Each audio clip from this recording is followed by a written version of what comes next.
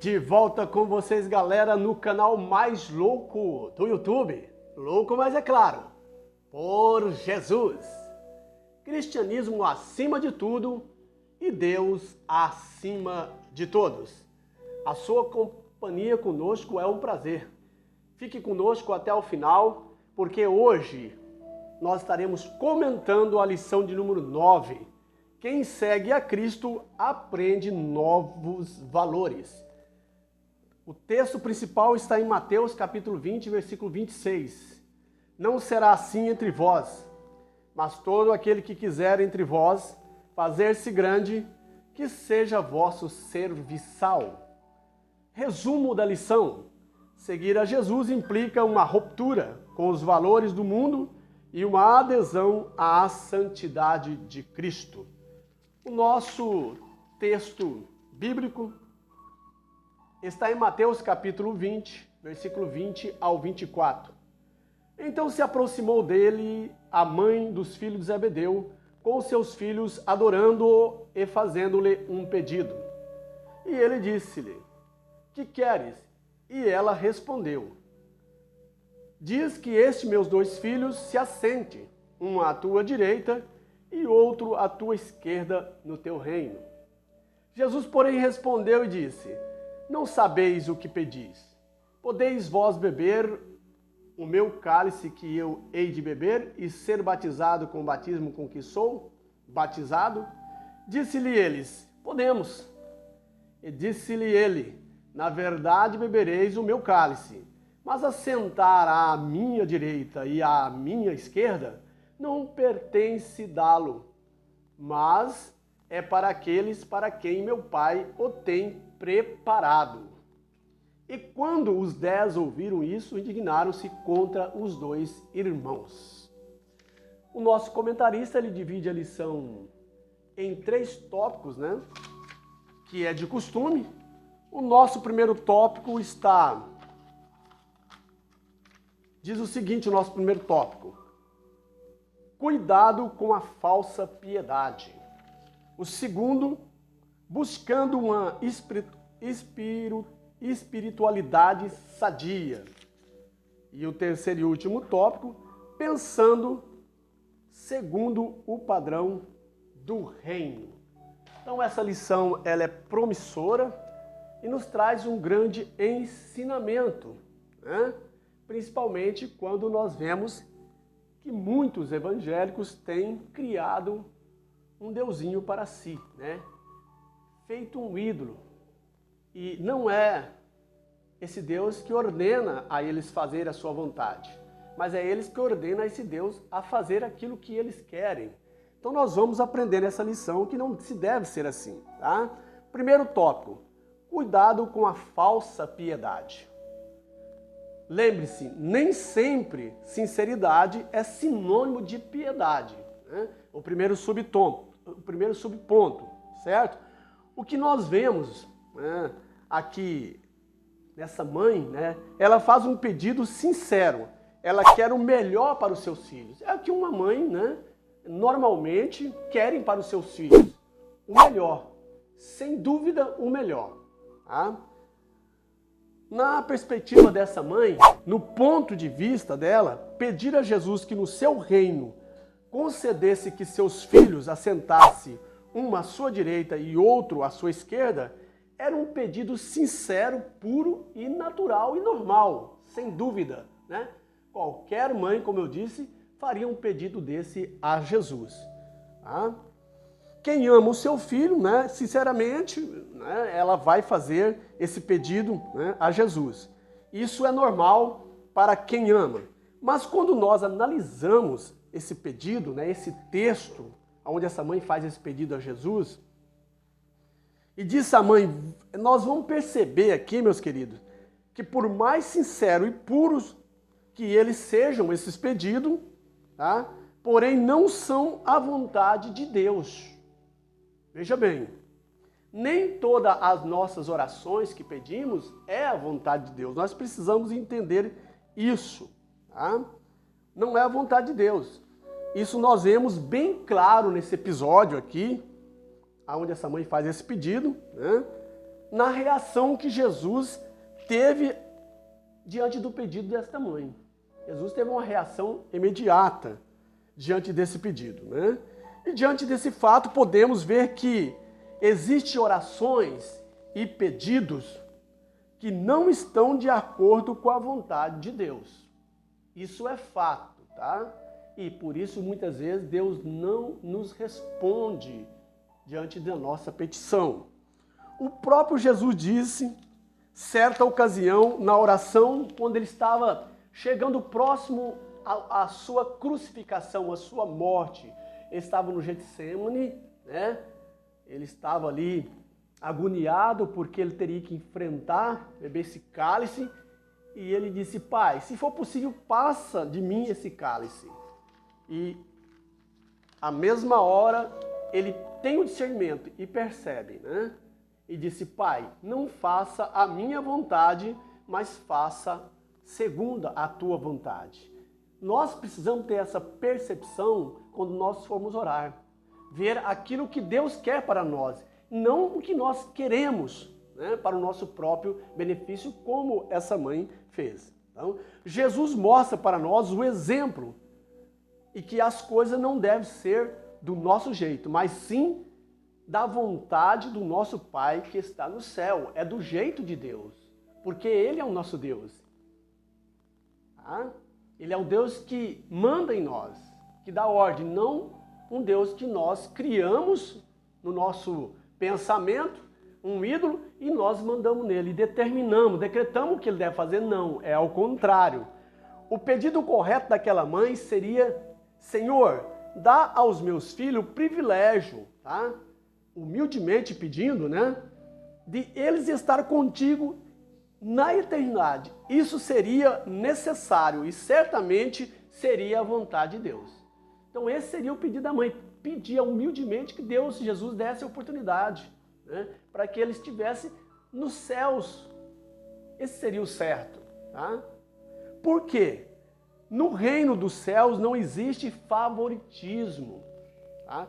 Deus não faz acepção de pessoa. Essa questão aqui é o favoritismo. Tá? Então não existe. Deus trata todos de igual modo. Todos são filhos de Deus e são tratados de igual modo, porque nos céus não existe lugar especial. Aliás, o céu é especial.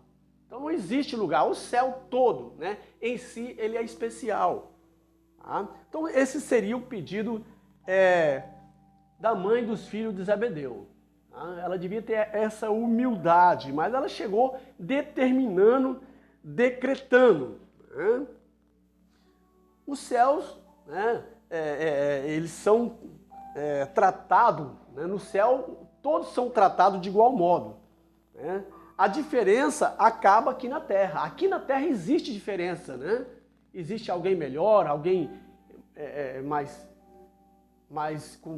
pior ou mais fraco, né? Ou com menos conhecimento. Mas no céu não, no céu acaba essa diferença, tá? Porque no céu seremos todos iguais. Jesus disse que nós seremos semelhante a Ele e também aos anjos que está no céu. Tá? Então essa diferença é só na Terra. Mas nos céus, seremos todos de igual modo, seremos todos igual para Deus e amados da mesma forma. Avançando para o segundo tópico, o tema é, o segundo tópico, buscando uma espiritualidade sadia. Tá? Nunca queira assumir o papel de Deus na sua vida, é o primeiro subponto. O equívoco daquela mãe foi querer determinar o destino de seus filhos. Esse foi o maior erro dessa mãe. Tá? E aonde Jesus deu-lhe uma repreensão. Podemos perceber nesse episódio que muitos como essa mãe querem determinar o destino de maneira que ela deseja, ou que ele deseja. Tá? E dessa maneira, muitos tem criado para si um deusinho com letra minúscula, que faz a sua vontade e não a vontade dele. Isso é chamado também de idolatria. Muitas vezes, né, nós evangélicos taxamos, né, Está correto, né? Isso é verdade, é fato, dos nossos irmãos, nossos amigos católicos, né, adorarem Deus de gesso, Deus de barro, né? Deus de madeira. Mas muitos evangélicos estão na mesma linha. Porém, eles não fazem, né? Não adoram Deus de barro, mas cria um ídolo na sua mente e começa a decretar, determinar. Isso chama, irmão, da pseudo-teologia do determinismo, tá? Do decretismo, onde a pessoa decreta que Deus deve fazer, tá? E não que ela tem que fazer a vontade do Deus Todo-Poderoso. Então está equivocado, essa mãe estava equivocada e muitos cristãos estão equivocados de agir dessa maneira. Ele está sendo um idolatra. Tá? Nós não podemos ser assim. Nós devemos humildemente rogar ao Pai para que faça segundo a sua vontade. E Jesus foi o nosso modelo. Tá? Pai, não faça a minha, mas segundo a sua vontade. Tá? E ele passou, né, pela cruz, bebeu o cálice da amargura, do sofrimento, né? Foi à cruz por amor, né, à humanidade, fazendo a vontade do seu Pai que está no céu. Nunca queira, meu irmão, determinar o que é melhor para você. Aceita o que Deus quer para a sua vida e aí você será feliz. Né? E Deus sabe o melhor para você. Às vezes pensamos que nós sabemos o que é melhor para nós, mas o nosso Pai sabe bem melhor, sabe? Ele tem a onisciência, a onipresença, a onipotência e esse atributo dá a ele, né, essa visão, o que é melhor para nós, certo? Então Deus está bem na frente de cada ser humano. Não podemos determinar o que ele deve fazer, mas é ele que tem que determinar o que nós devemos fazer. Avançando para o último e terceiro tópico, pensando segundo o padrão do reino. Tá? No primeiro subponto, a lógica do reino é diferente da lógica do mundo. Isso é claro, isso é fato, tá? Você já imaginou, meu querido irmão, se todos os crentes quisessem o lugar dos filhos de Zebedeu, não haveria lugar para tantos no céu, tá? Olha só, todo mundo queria sentar à direita e à esquerda de Jesus. Como ficariam? Né? Então, é muito importante nós analisarmos isso. Então, a igreja, ela não pode, como o mundo, buscar os primeiros lugares, os aplausos e os holofotes.